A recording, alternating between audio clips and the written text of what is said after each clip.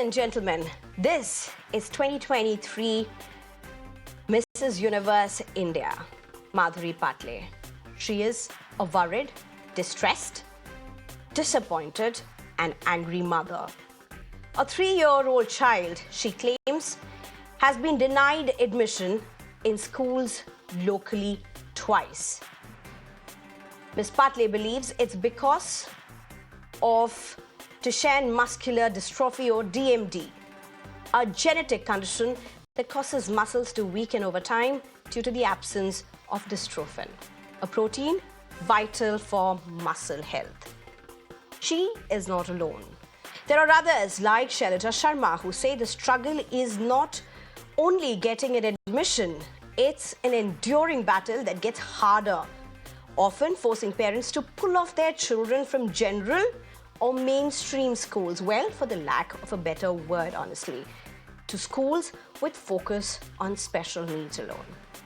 Ladies and gentlemen, it's the admission season. And admissions can be hugely daunting. The fees, the seats, the clamor and the glamour, it's a race in itself. But in 2024, it's a right to education and not a favor.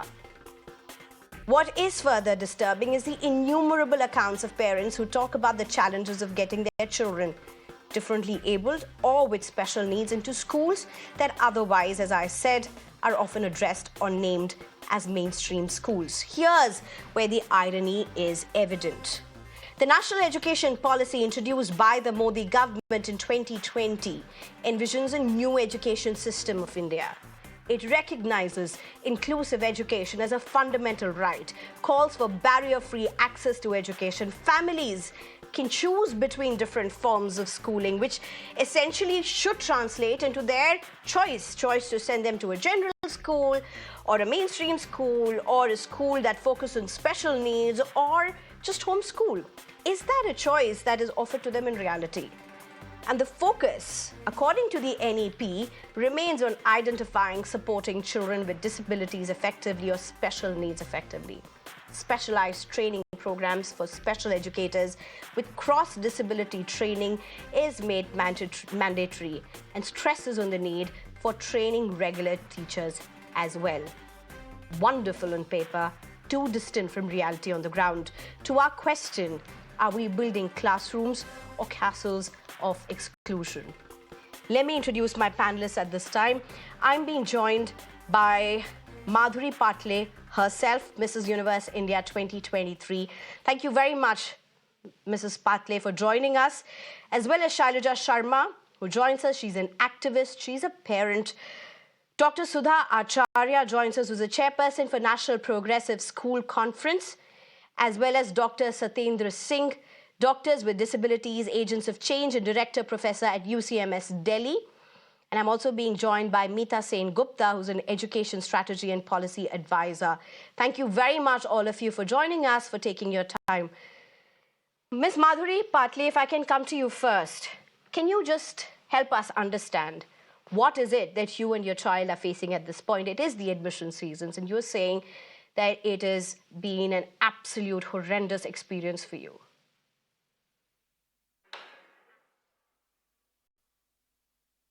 Yes, exactly. So my son got diagnosed this year with DMD, and as it's a progressive disease and there's a lack of dystrophin in the brain, some percentage of kids also have autism and epilepsy. So my son is actually suffering from DMD, autism and epilepsy. He has been attending regular preschool before, but our therapist had suggested that we should actually focus more on sending him to the special school. So then we actually were finding out for a better special school around, and we went to one of the special school, and we had assessment with a team of the school, and after the assessment they sent us a rejection letter saying they cannot accommodate my son because of his vulnerability.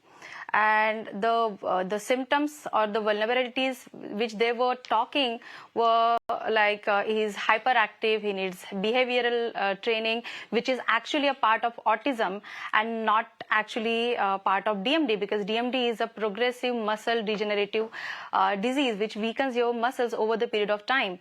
When I asked them again that what facilities do you lack, because they claim that they do have one-on-one service, one-on-one therapist with the kid, where they help kid. What facilities do they lack? Because my son is just, he's going to turn 4, and in DMD, the kids go on the wheelchair at the age when they are turning, maybe they are entering in their teens. And he is ambulatory. He is a bit fragile, yes, but with one-on-one support, he can be manageable. But the thing is, it's an autism school where I went. It's a special school where I went. It's not even a mainstream school where I went. So I was disheartened to, get the rejection letter from the special school.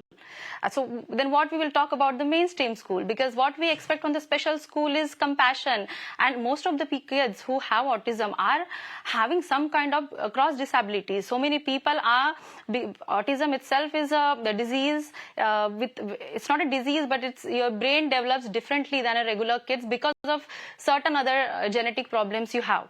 Okay. So that was something really, really shocking for me, and I had just started my journey. Yeah. Right, Mrs. Patle, we totally so I had hear just what started you the are journey saying. for Just to admission, and clarify now one there's thing, a yes. Is it that you sought admission only in a special needs school, for a lack of a better term, and you do not seek for admissions in mainstream schools?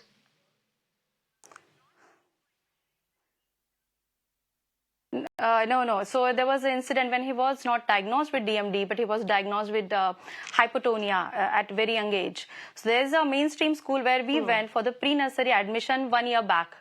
After his preschool, and they also had denied his admission, giving me some reason that the capacity of students with the because they were catering a lot of foreigner students, so a lot of foreigner students are there, and the seats are not left for the kids, and we were in shock because they did not give it in writing. Okay.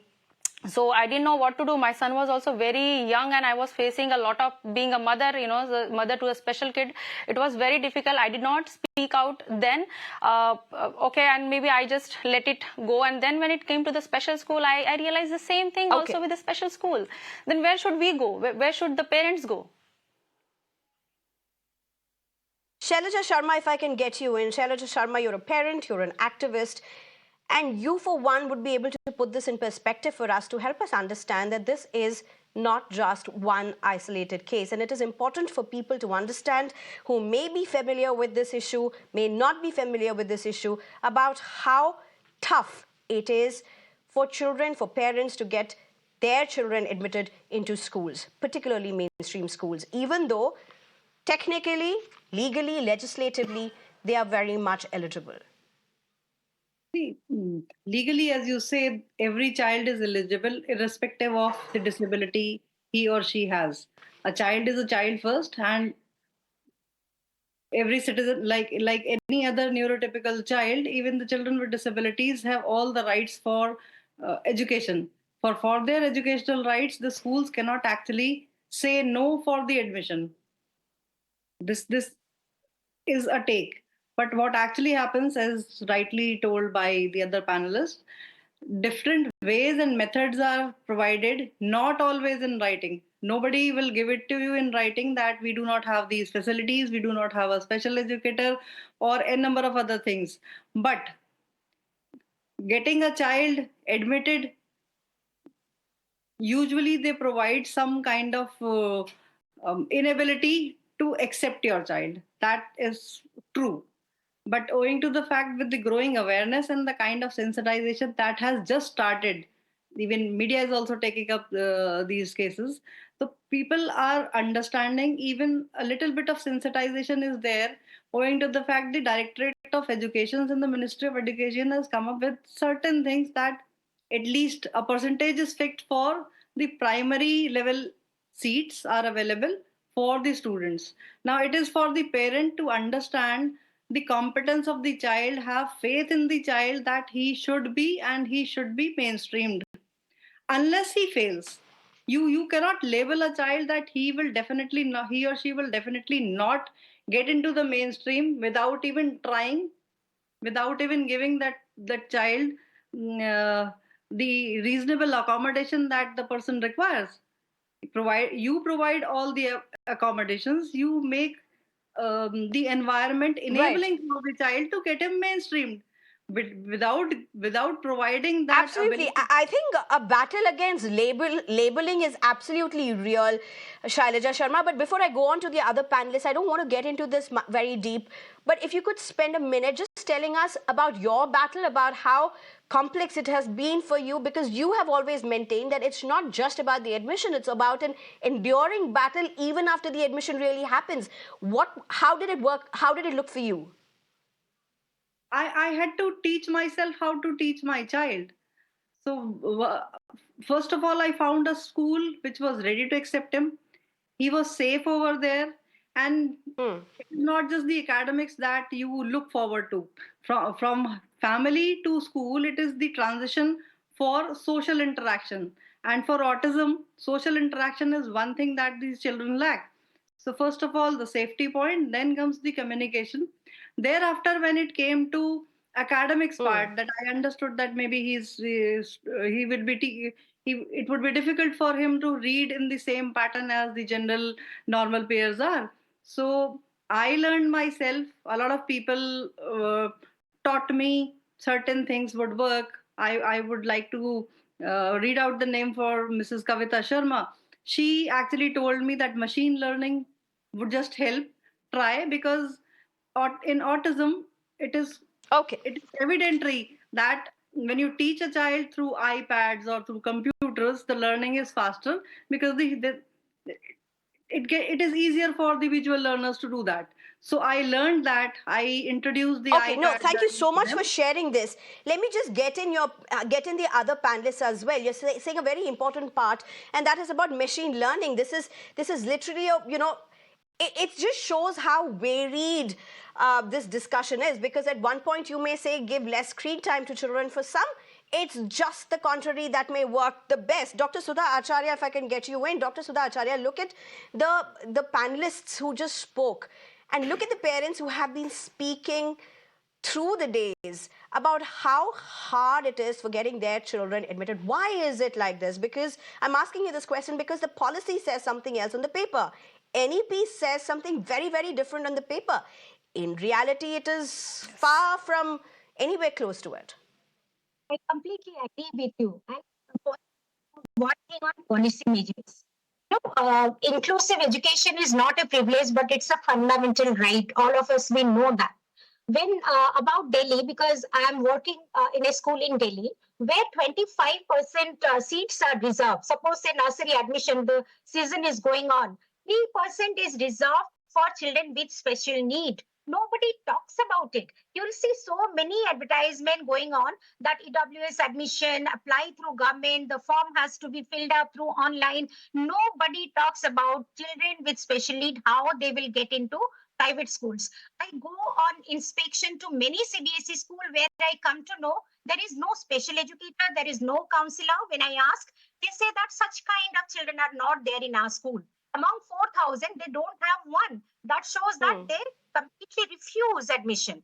It's completely horrific state of affairs. I just want the policy makers to, the parents should be aware, sensitized, and oriented that 3% reserved seat is there for them in the entry classes. When every other day, because I have also done a course on multiple disability and I'm working in this field, and in my school, there is a zero refusal policy. Many inclusive children, including children, paraplegic student, muscular dystrophy, autistic children, children with hearing and visual impairment are studying in the normal classroom.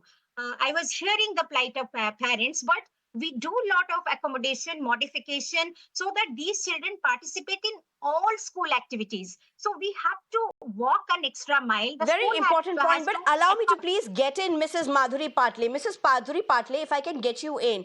You're hearing Dr. Sudha Acharya say, and it's great to hear that they have zero refusal, they accommodate as many as possible.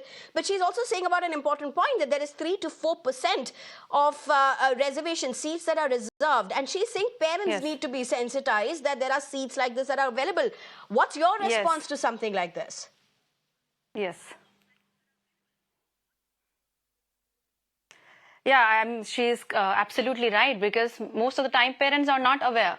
But even if parents are aware, and even if their kids are getting admitted in the school, I have heard a lot of horrific stories from my therapist and other mothers that they are not maybe ready to change the floors. One of the mother from a DMD community had shared me the story that she had admitted her son in a local school, and the classroom was happening on a 3rd floor, and her son has a DMD. He cannot climb the stairs. He is on the wheelchair. They were not even ready to conduct the class on a ground floor. So, or maybe there was one case which I heard about one of the student where the teachers are in a way creating a situation and calling the parents that they cannot handle their hyperactivity or other activities. So these kind of things are also happening. Like other panelists had told that, the mother had told that you have to also find out who is accepting your kid in the school. The thing is, to find that school also, it takes a lot of trouble, because being a special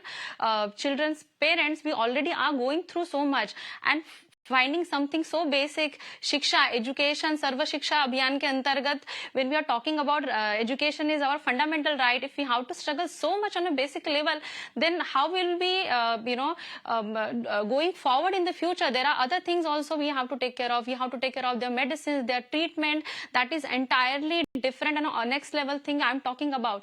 But here, what we are Very talking important about aspects. is, if her school is having zero refusal, kudos to that, and I will really... Yes. Yeah, I'm kudos to that, and I will really like very important all aspects. the And schools to Meeta learn Sen this. Gupta, if And I what can get you in, happens, I mean, look at because this they give you discussion. some The excuses, schools like one are of the... saying that the parents need to be sensitized a little bit. I'm sorry, Miss Madhuri Patle, I think we are speaking over each other because there's a delay in how you're listening to me and how I'm listening to you. So apologies over that, and apologies to other panelists if we cross-talk over each other. There's a delay between all of us. But if I can get you in, Meeta Sen Gupta. Meeta Sen Gupta, one part says the onus is on the parents. They need to understand, they need to know, they need to be sensitized. The other part says there are parents who know enough and they are battling for a reality which is claimed as real, is far from distant. Now, here's the question. If you have special educators, and the mandate for special educators in mainstream or general schools is very, very clear, 10:1, 15:1, depending upon which classroom, which classes one child is, this seems very, very impractical, because many schools go on to say, how can we afford that? Absolutely. It's an impractical situation, and this is literally what you have to manage. Life is not about having everything handed to you as a school.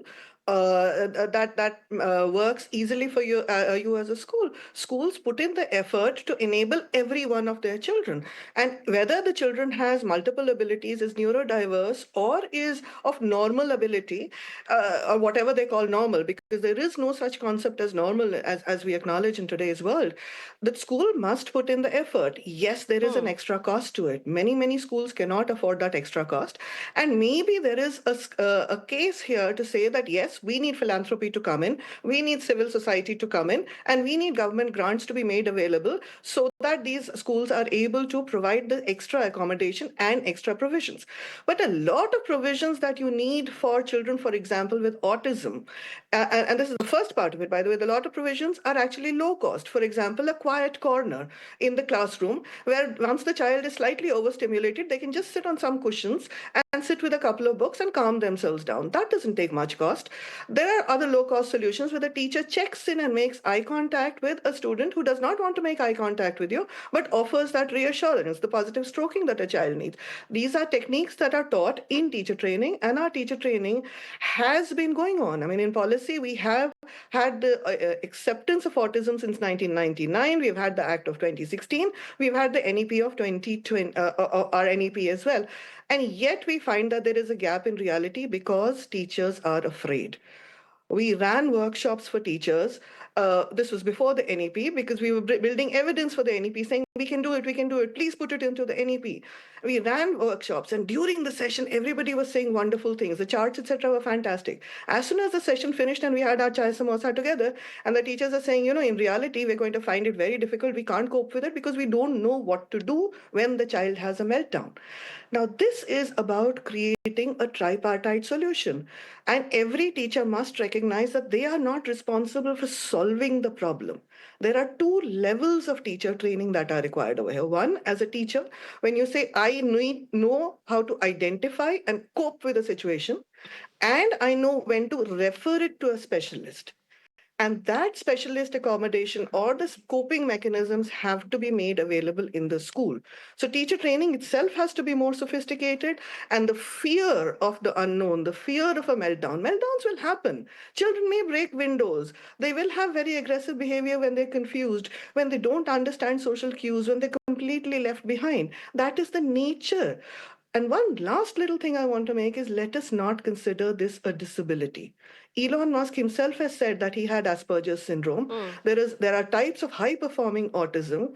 We have been joking all the while that our IIT engineers don't have good quality social degrees, but they crack all the exams and they are the innovators. So neurodiversity just may be a form of evolution.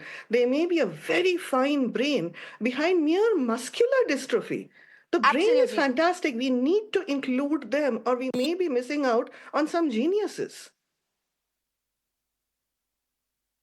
Very, very important point. In fact, since you mentioned that point, and it is very important that we go through, if we could have those elements of prominent figures with special needs on our screens up, let's just take a break from all that we are speaking and just look at achievers from this arena. You have Elon Musk, who's an entrepreneur and CEO of Tesla and SpaceX. He has autism. Albert Einstein was dyslexic. I mean, if we could have that up on our screens, please. Steven Spielberg was dyslexic. Richard Branson was dyslexic. Anthony Hopkins had Asperger's syndrome. These are just some of the names that we have really put out.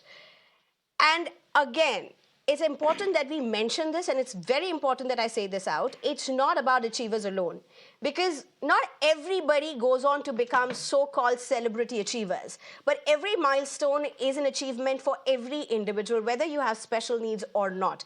Achievement is defined in various terms and should not be really put together in the way traditionally it is put, but nonetheless, there are names and it is very important to put them out as well.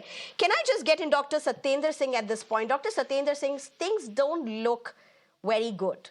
They don't look very good on the ground. Still, I do want to ask you a very general question, and that is, children with special needs or children with disabilities is a very, very wide spectrum. There's a lot that goes on between it. Ordinarily, people may just differentiate them as this. So how does one decide whether their child can go to a mainstream school or cannot go to a mainstream school? Or is it a right that is mandated in India?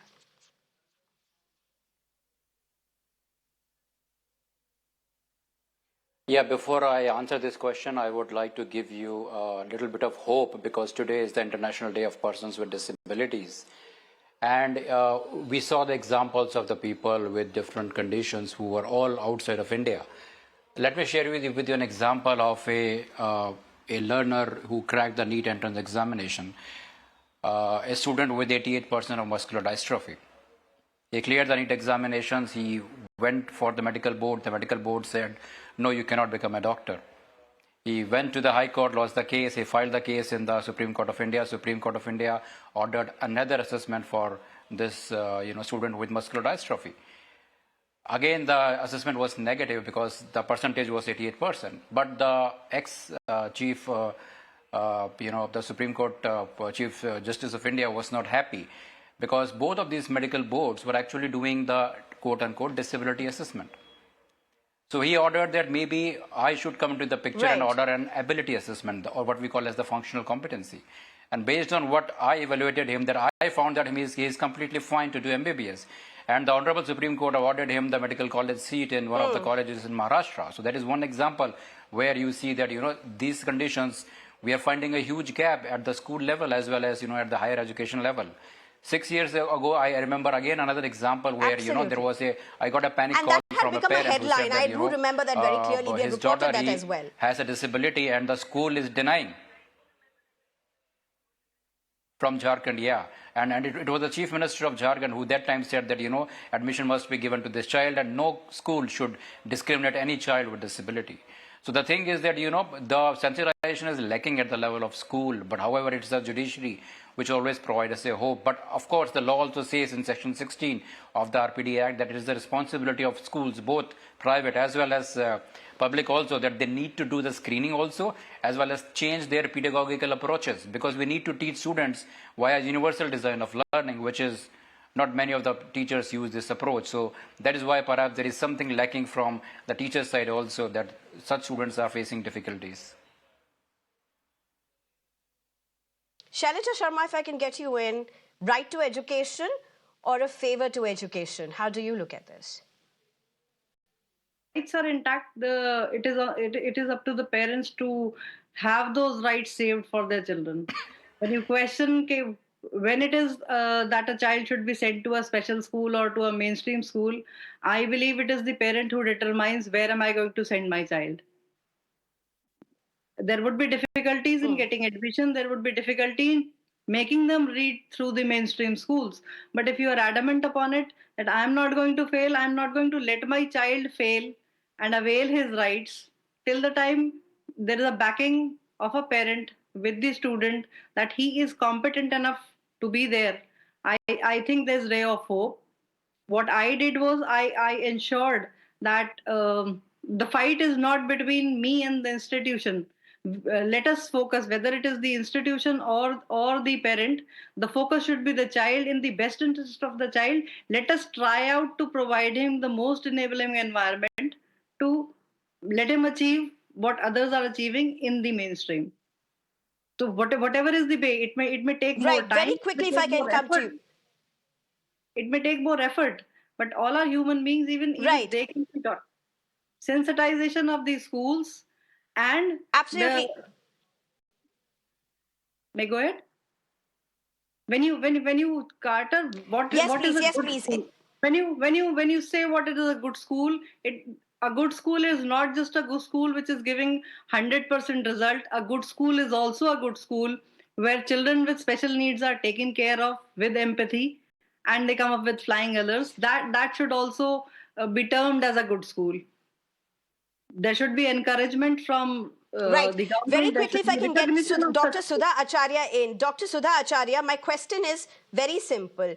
Now, schools don't give it in written that we can't take this child because of this and this reason. The reasons given would be very different from what the real reasons are. In scenarios such as this, what action can be taken against schools? Can action be taken against schools at all? Not everybody has the time and the resources to fight legal battles in India. Parents have all the rights. One point I told you in the beginning that parents should apply. There is a quota for them. If normally it is not happening, they can apply online through government quota. So there is a form. They just have to upload the disability certificate and the kind of disability school cannot refuse. They cannot refuse. They have to take them in. Otherwise, also when we are taking them in, lot of accommodation and modification we are doing for these children, not only till class 12, but for lifelong hand holding. We are doing lot of networking with corporate also, like Lemon Tree, your bakeries, your Titan, other industries. They are coming forward to help these children. And we have placed many children, financially integrating them into society. So it's not, and offering them subjects which are not Right. academic, isn't it? So parents know their right and they can go to right place. And even if one panelist was saying that school doesn't take care and they simply avoid these children, there are grievances cell in the Directorate of Education. They just write one application and action can be taken. And I go into a lot of inspection regarding this. I Our think schools are getting inspected. There Can are be so taken many care. aspects more to discuss, but we are totally out of time. I think one thing we all would agree on, India needs to learn, in fact, unlearn. India, schools, teachers need to unlearn because there's so much more to expand, to grow and learn, and the least we can do is a right to education for every child in India. Dr. Satyendra Singh, thank you very much for joining us. Dr. Sudha Acharya as well as Meena Sen Gupta, thank you very much for joining us. Shailaja Sharma and Madhuri Patle, thank you so much for your time. Thank you.